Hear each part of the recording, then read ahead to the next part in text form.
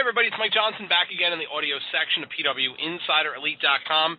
Today is Tuesday, January 22nd, 2013. So if you're still putting 2012 in your checks, stop doing that.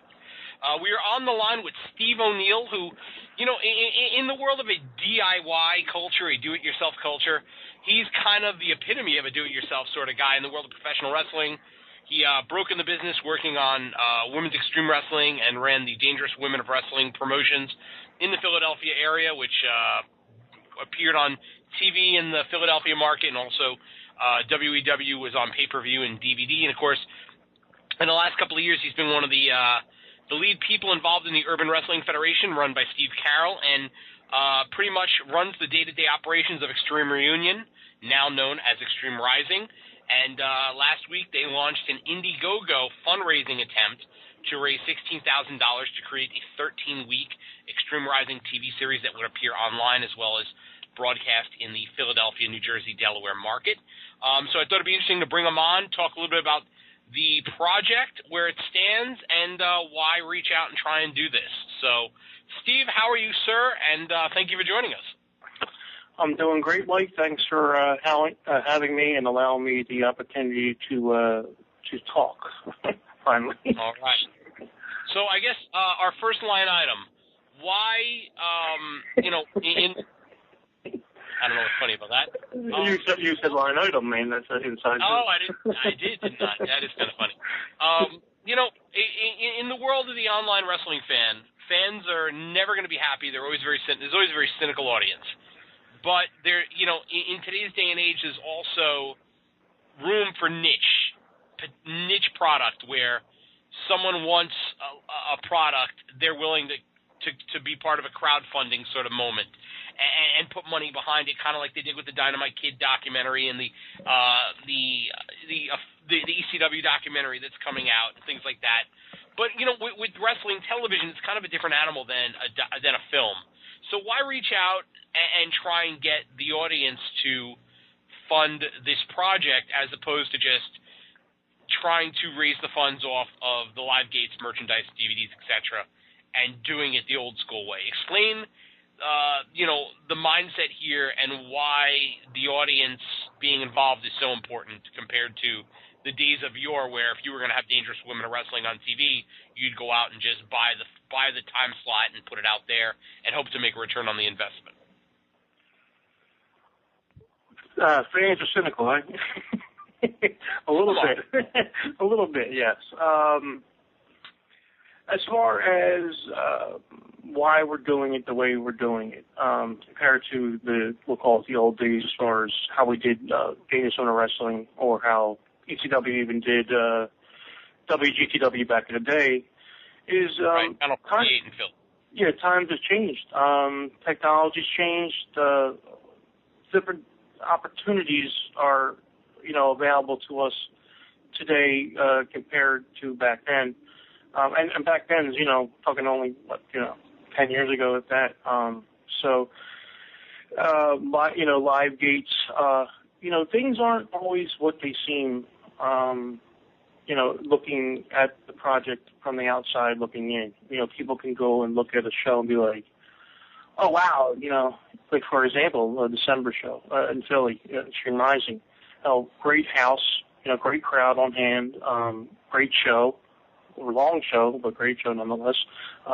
Everybody worked really hard, and everyone's like, "Oh man, December, end of December, gotta be, made money, And unfortunately, that's not really the case. And I know that's hard to believe, but a lot of people don't have the inside knowledge of actually what goes into putting on a show, and the show, especially of the Extreme Rising nature, as far as what our payroll is, travel expenses and stuff of that nature, and it's not like woe is me type stuff. It's the cost of doing business and trying to develop a product and give fans something that they want to see or miss. ECW was a special thing. I'm not going to tell you that. It did a lot for everybody. I mean, who would know that, what you experienced, Mike, when you went to Extreme Championship Wrestling shows, whether they were in Philly or wherever, would turn out the way that it did for you? What you were actually... Oh, yeah. I'm the last person. I'm the last person to think that would have happened. Yeah. I mean, you don't realize when that's going on what exactly is the ramifications will be for the future. You especially, look where you're at, and myself. I mean, one night, DJing at a bar, and turning on, flipping the channel because it was dead, and finding ECW, and you find, I think it was like Juventud Guerrero and Mysterio, a 3 falls match, which was the entire program, which is something I never saw. I mean, at that time, I wasn't watching wrestling. And back in the day, I was an NWA fan, not urban wrestling, Universal, UWF fan, the old UWF, go watch the UWF. And my brothers watched WWF. I was always like, that's corny. And I remember sitting there in WA, and I wasn't allowed to watch wrestling when I'm a teenager, and I'm in my kitchen. I'm getting my hands are all sweaty from the finish coming up because we got to go, and we get on the phone and call my friends and be like, hey, can you believe they just did that again? And they left you hanging, and so you don't really know where all this stuff's going to lead. And look at me, like I got back into wrestling. The next week I teed because I wanted to make sure I wanted to see what this whole ECW thing was about. And next week I got introduced to the Ravens Kramer feud, and man, that was like, I'm hooked. That was cool. And then they just had stuff that it was never seen. So the whole idea of doing Extreme Rising came from the fact that I felt like there was a huge hole in wrestling. And you have WWE and TNA doing their specials, ECW specials, and I'm like, man, if somebody could just come along and kind of capture that spirit, kind of how we did with the girls wrestling, with the Danish Center wrestling, and then even the women's Extreme Wrestling, where it was like, we were always known as like the girls ECW, because the way we shot TV and production. I mean, and then Urban Wrestling Federation, we did that on pay-per-view, and people would say, man, this is like an urban ECW. So like, I think we have like a little knack for that, and then meeting Kevin Kleinrock. So basically, back to your question is like the Live Beach, the Philly show in December was supposed to be in November. We had to move that. We had to put money up for, fund the NACA show. That was another great show with 1,200 people. But again, not a money-making venture. In fact, if anything, lost money on that one. How do you lose money with 1,200 people? Then you go through the lineup, and this is a company that, 5 of us got together. And, we do the best we can, try to take calculated risks. And sometimes, the last quarter of the year, this past year, we got caught with our pants down a little bit, And the reason to do TV is to, people say, whether they're following Extreme Rising and the storylines, and they're like, well, I'm not really, we don't have storylines or we don't have characters or whatever. We do. And we try to do the best we can to formulate what we have, using online. As you guys at the PWInsider have been great to us and other websites. So, that's the way we get our word out, and the YouTube videos. And so basically, the fans, it actually would spark this whole thing with doing a TV show online. We try to interact with our fans almost on a daily basis, more than any other company online, social media-wise. And that's a daily grind. That's a job all in itself. And these fans have been awesome. They just from around the world. They want to keep pushing. They want to see TV. So, you see these Kickstarters, and then they have Indiegogo, and I'm like, let's try to do this, man. We have WrestleMania weekend coming up.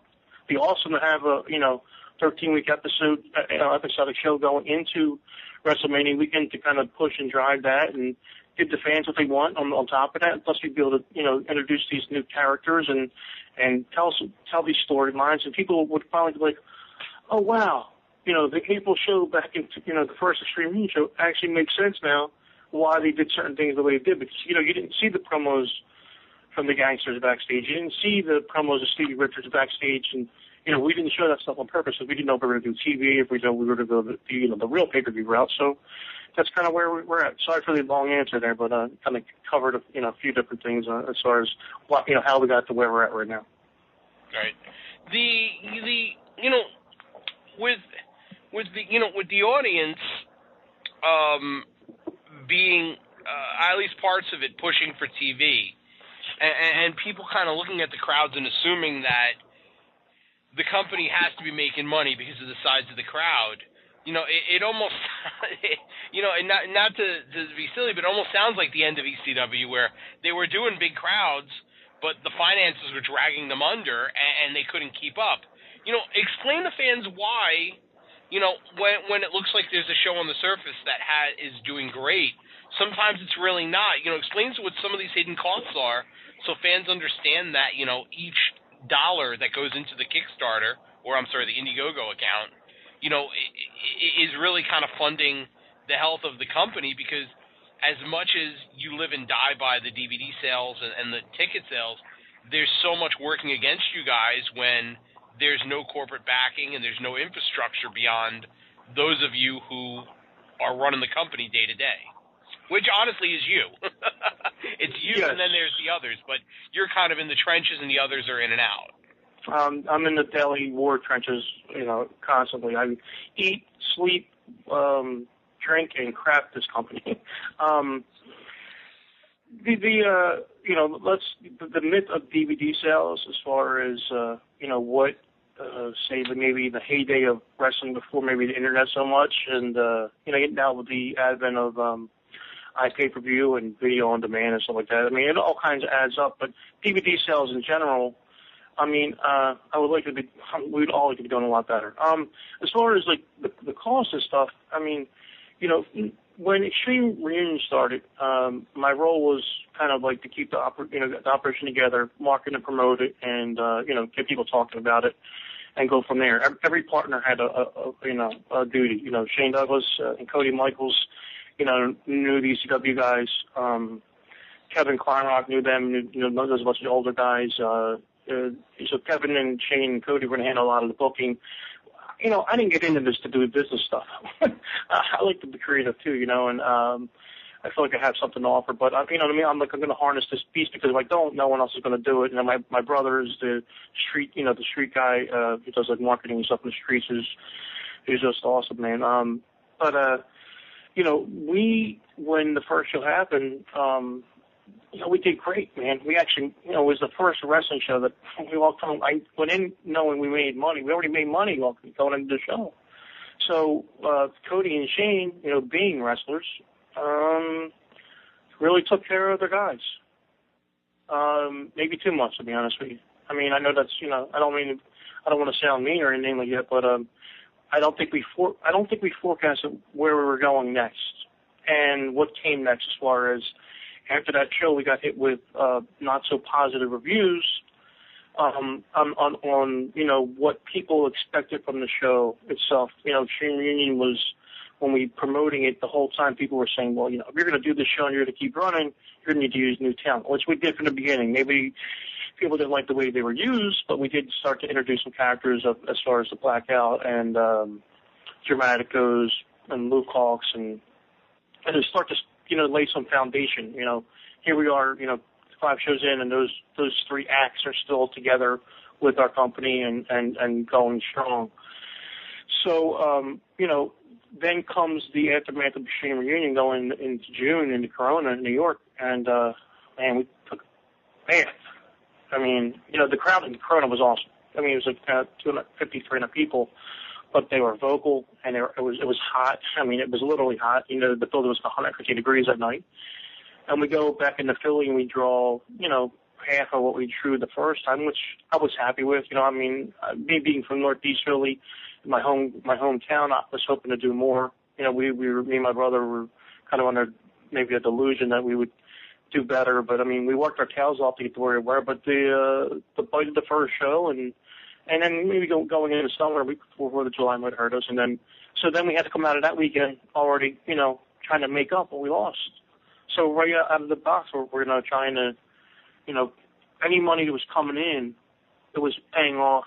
You know, like, so they work a double shot. Some of the, you know, the guys, you know, work out a deal, and you know, we're not paying them full rate or whatever, you know, because they're getting more work or whatever. So, and we have to incur the expenses of flying people in. I mean, that's another thing with Extreme Reunion. The show was supposed to be 2 shows. It was supposed to be, you know, in one. There was going to be 2 pay-per-views, you know, for like in demand and stuff. And the show's overbooked. So right there, you know, with all the talent and then the extra money that the guys paid out, kind of playing catch up out of the gate. And if I was doing, all the stuff, handling the books and how not so much the booking, but what the pay scales were and try to plan for the future, could have been a little better. I'm not saying that we would have been, but I think that I can tell you right now that it wouldn't have been the same outcome. We would have had some money in the bank, and that's really the thing at the end of the day. We really didn't have money, banked away at the end. And not that there was a lot of money that could have been left over, but the first show. Do you have any idea what that first show cost, Mike? I have no idea. You never told me. It was like $50,000 at the end of the day. Right. That's a lot of money. And then obviously when you guys had to issue refunds and other stuff because of the situation and other things. I didn't even get to that. yeah. I mean, so you got the bad reviews going on. That's the beauty of social media. It's funny if something goes bad, everybody talks. If something goes good, you only get a few people talking about it. You know what I'm saying? And that's been a victim of, like, say, the June shows. Even like, I think people were expecting, repeat or worse of what happened. And to our credit, I think to be fair, I think that's human nature. Where if you get burnt once, you're going to kind of back away from the fire before you're kind of willing to put your hand near the heat again.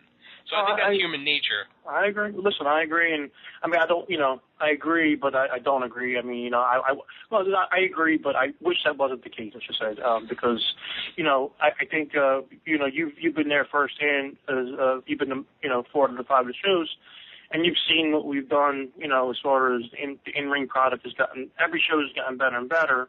However, the last show in December, the in-ring was fine, but the operational stuff, I need to do a better job of getting out of that back room and being able to manage the floor and, make sure that the fans are, that was my main thing in June. When we went back, there was no excuses. We had to, them chairs didn't get signed the first time. That was like the one duty that I gave to my partners and said, listen, I'm doing everything else.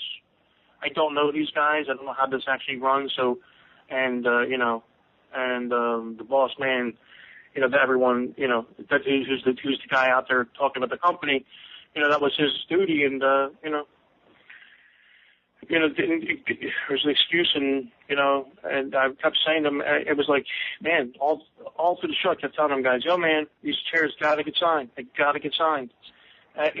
at the end of the match, people waiting around, I'm like, yo, man, when are we gonna start? Like, they're here, the chairs are here, the people here, the signature's on the thing, and so that was, and that took a while to clear up too, because, at the time, then we're in a hole with, just the June shows come.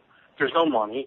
I got to, how much to send the chair out, and then, gather, get the information together and then get them out. And so it took a while to get all that stuff taken care of. And dude, we tried to do makeup. Like, one thing that we've done is we tried to try to reach out to those fans more than probably almost a half dozen times through comp tickets, came in, give us another shot, free DVDs, T-shirt, whatever, try to do whatever to make the fans as happy as possible. We're not going to make everybody happy, 100% happy all the time, but I'm going to try, do my best to make sure we can do that to get them up, on our side. So, with the cost of doing shows, you got, the building that we run is more than a rec center. You know what I'm saying? It's the Armory is it's a great facility. It's got air conditioning. It's got heat. It's a nice building, but it costs money.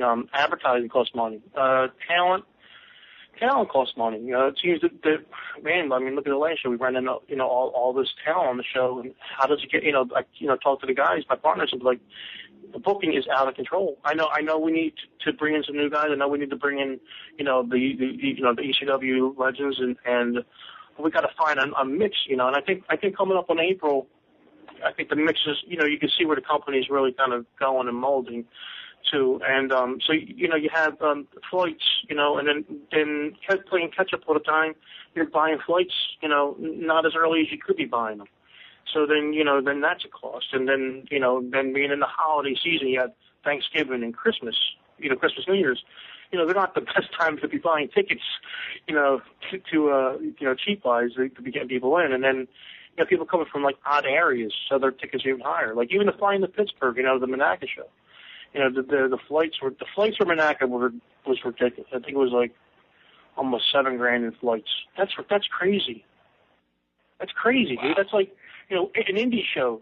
Some indie shows, cost, a third or a quarter of that. So, then, hotels not so bad thanks to Priceline.com, but advertising, Pittsburgh, that's not our area. So we go up there, we do street work. We actually go out to posters and flyers and, the regular girl stuff. We're doing the social media.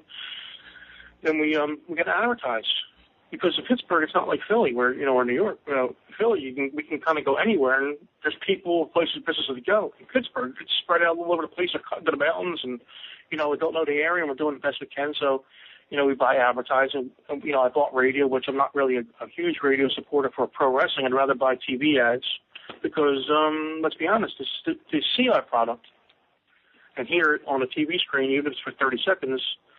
Would do better than 6 seconds here on the radio, unless you have a program. And that wrestling, and depending on where you buy the advertising, that wrestling fans are looking at that TV. You don't know that wrestling fans are listening on the radio.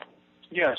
Yeah. So you have advertising, and then all the costs that come in, and the miscellaneous stuff that just comes up, and all of a sudden, you're like, oh, we're sitting pretty good, and then all of a sudden, man, your doctor, your state, your commission, your taxes, the taxes for the shows, you're like, oh, okay, cool, we're sitting pretty. Then all of a sudden, you get the commission, the state tax. You're like, well, I didn't figure the extra $1,500 or $2,000 to pay the tax. We didn't put that into the budget. We knew it was in the budget, but we didn't think, it was going to be that much. But here it is, and you can't lie about having a packed house, but like I said, at the end of the day, we have not, and this is going to sound nuts, not taken money home, as the partners in a pocket from the show. Okay, so I have my Dangerous in Wrestling DVDs that last show, so I made a few dollars, not a lot. Shane's got his T-shirts, but the other guys don't have, Kevin Kleinrock had some of his lucha stuff. But you're not making money off the specific. You might have side items that you're selling and making some cash off there, but it's not going to be anything of any major consequence. Yeah, and the idea is that you're putting your time into the project, and you guys haven't taken a paycheck yet. Yeah, listen, it's crazy if you think about that. People are like, what are you thinking? You're nuts.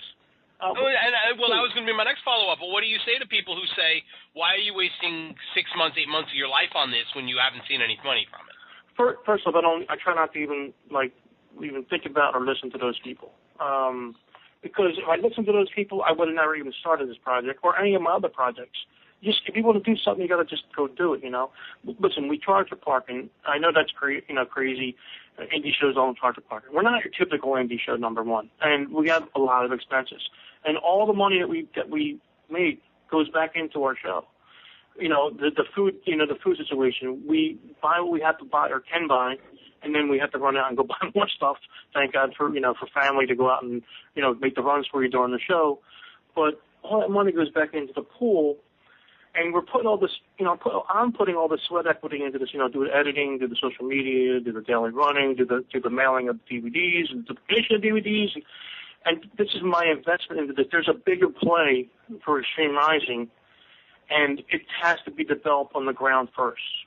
And if we don't do this, then we're not going to get to the next level unless you have that dream, that ideal setup of having an angel investor, so. That's kind of that's where we're at, and that's the whole thing with the fans wanted a TV show. It would help the company on multiple levels, and then and we give the fans what they want, and we don't have a sponsor advertising it because, quite frankly, we've talked to people in Philly for advertising, but they want to see the show on the air first.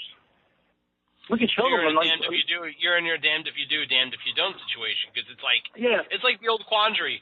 I need the job to get the experience, but I can't get the experience without the job. Exactly. So in Dangerous in Wrestling, my former partner, he had the knack on occasion to land a deal. Like when we did our first Glow TV and Dangerous Wrestling, he just happened to luck out and get a killer sponsor. And that's the one thing that if I can give any advice to anyone listening that's promoting wrestling or wants to get into it, is if your gate can pay for your show, meaning if the ticket sales and stuff can pay for your show, that's where you want to be and go out and get sponsors and advertisers, because that's where you're really going to make your money. Right. So I'm going to repeat, advertisers and sponsorships, guys, this match featured by programs, banners, spring skirts, aprons, canvases, turnbuckles. You sell everything in your arena. Should you really be giving all this away, though? Hey, man, you know what? Your potential. Listen, if I can help one person out, make their life a little easier. That's the problem. Is like I can give you the floor plan what we did right now, but most people couldn't even duplicate what we did. Sometimes it's just the people behind doing the project. Can anyone go do an ECW Reunion show? Yes. In fact, there's one going to be in Canada. That's going to be interesting to watch. Knowing what we had to go through, I'm just doing the math on my end. I'm like, I don't know how this guy's doing, and I wish him the best of luck. I've never, people are like, well, do you have a problem? No, I have no problem whatsoever, man.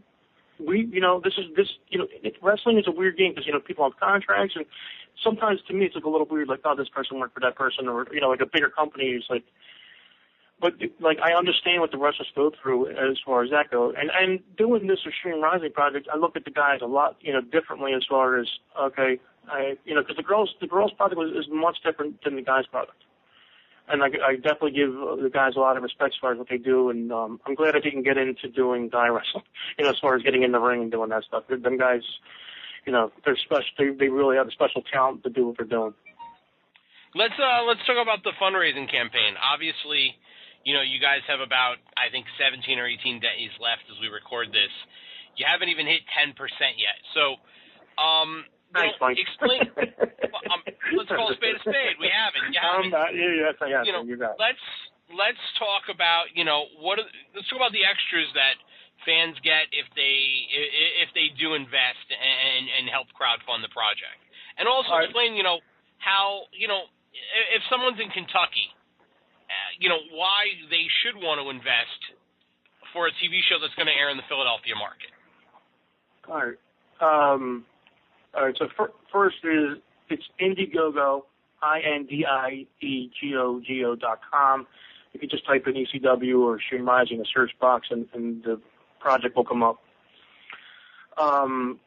Why should anyone care outside of Philly, Jersey, or Delaware? Well, because this show will be available online eventually. It may not be at first. We're going to give the backers, the people who pledge, the opportunity to see this product before anyone sees it. Which I think it's a cool perk. I mean, if I could have saw the NWA show or UWF show back in the day, I would have probably paid a few dollars just to see that. But that's just me. So no matter if you're in Kentucky or California or Canada or Mexico or Japan or wherever, you're going to be able to watch the show online. You're going to be able to download the show, so you'll be able to put it on your iPhone or iPad or your digital device or whatever.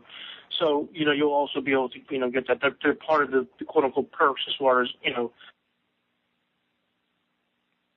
right, we got disconnected. We were talking about the perks that fans are going to get if they donate to the Indiegogo fund.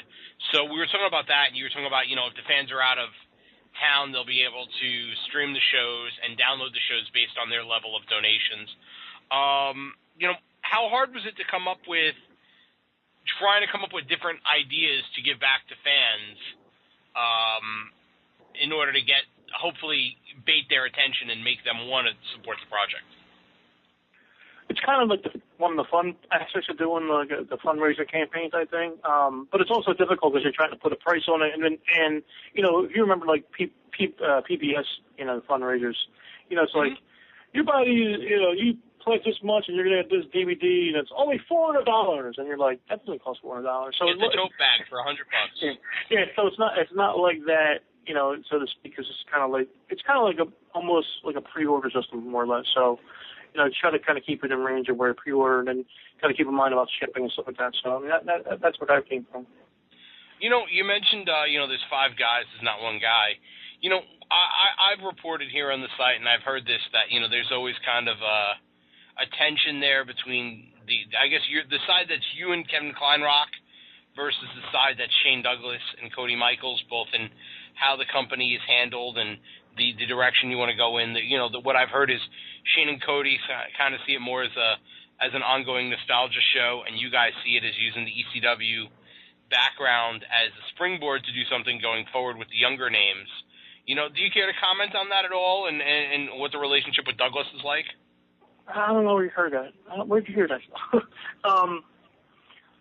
Look, it's kind of like a marriage, It's like it's a give and take thing, and look, man, there's some things that we definitely have different ideas as far as where we want to go or how fast we want to get there. I was talking earlier about Luke Hawx. Luke's a perfect example as far as that internal struggle as far as where, say, we like to see him. Luke has come into his own from the beginning of April, or Extreme Reunion, where no one really knew him, and comes in, he wrestles Stevie back to back, and they put on solid matches. You get Manaka, his personality, he's really coming into his own, and then in December, if you want, when you watch the show, you're going to see the crowd is reacting, that way, and him, when he says the things he says about Shane, that's the truth, man. That's not a wrestling thing. It's just that's exactly how it feels. He's turning a real life feelings into, he's bringing it into the wrestling world. Shane feels the same. He's the same way. Whatever he says, that's how he strongly feels about it, and he doesn't like Luke. And Luke. So, these guys have had opportunities recently to try to air things out and stuff, and I wasn't there for the last one, so I don't really know what the total outcome was, but I just know that Shane doesn't see Luke being ready and to be the guy, and I agree at this moment in time he might not be ready today, but he's definitely on his way there, and he's definitely, and I said to Shane at his house when I was promoting, we were talking about Luke, and he said something, and I said, dude, you don't like him because he reminds you of you in a way. I mean, he's kind of like, very arrogant, very cocky, and those are, kind of that Shane Douglas character. And he's saying, Shane shot me down like a, he just, just discarded everything and just said, man, no, that's not, no way, man, there's nothing I like. And I'm like, whatever, man. And Luke could probably say the same thing. He probably would say that there's nothing I like too, but, there is similarity between the franchise character and like what Luke's doing. Go back in history, look at Shane, what he did, he dropped the ECW title and, put the company on his back and, blah, blah, blah. And Luke's, kind of like, this is my time now, I'm ready to take this and run with this. And, hopefully Luke will get a shot. WrestleMania weekend, you guys got 3 shows in April. How do you approach that differently? Because, on paper it should be a lot easier to draw because there's going to be 80,000 people in that general vicinity going to WrestleMania, but there's obviously a lot of competition. So, how different does that change your promotional strategies?